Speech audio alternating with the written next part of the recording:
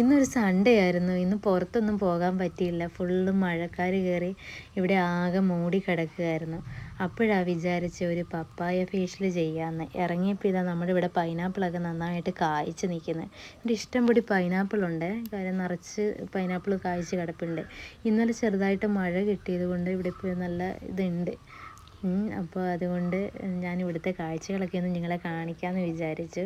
പിന്നെ നമ്മുടെ തൊട്ടടുത്ത പ്ലാവിൽ തന്നെ ഇഷ്ടം പൊടി ചക്ക ഈ പ്രാവശ്യം കായ്ച്ച് കിടപ്പുണ്ട്.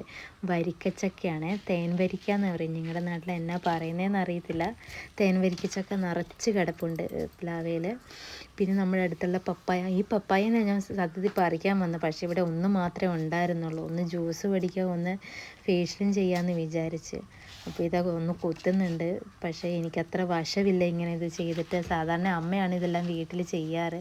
ഇന്ന് ഞാനൊരു വീഡിയോ എടുക്കാൻ വേണ്ടിയിട്ട് ഇത് കുത്തി നോക്കിയപ്പോഴാണ് ഒന്ന് താഴെ വീണ് ഒന്ന് കിട്ടിയതായാലും അത് വെച്ചിട്ട് ഫേഷ്യൽ ചെയ്യാമെന്ന് വിചാരിച്ചു. അപ്പോൾ ഞാനിത് അരിയാണ്, നന്നായിട്ട് അരിയുന്നുണ്ട്. അരിഞ്ഞിട്ട് അതിൻ്റെ സീഡൊക്കെ കളഞ്ഞെടുക്കാമെന്ന് വിചാരിക്കുന്നു. അപ്പോഴാണ് നമ്മുടെ പാണ്ടച്ചാരി വന്നത്. ഞങ്ങളുടെ വീട്ടിലെ പൂച്ചയാണ് പാണ്ടച്ചാരും ജാനിമോളും കൂടെ വന്ന്.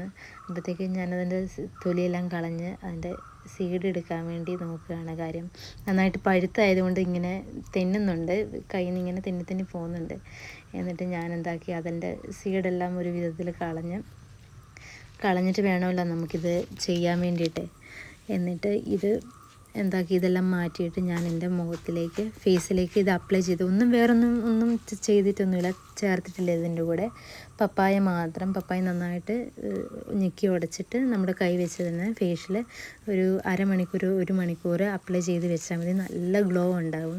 നിങ്ങളുടെ വീട്ടിലും പപ്പായ ഉണ്ടെങ്കിൽ നിങ്ങൾ ഇതുപോലെ ഒന്ന് ട്രൈ ചെയ്ത് നോക്കിയിട്ട് നിങ്ങൾ കമൻറ്റിൽ അറിയിക്കുക.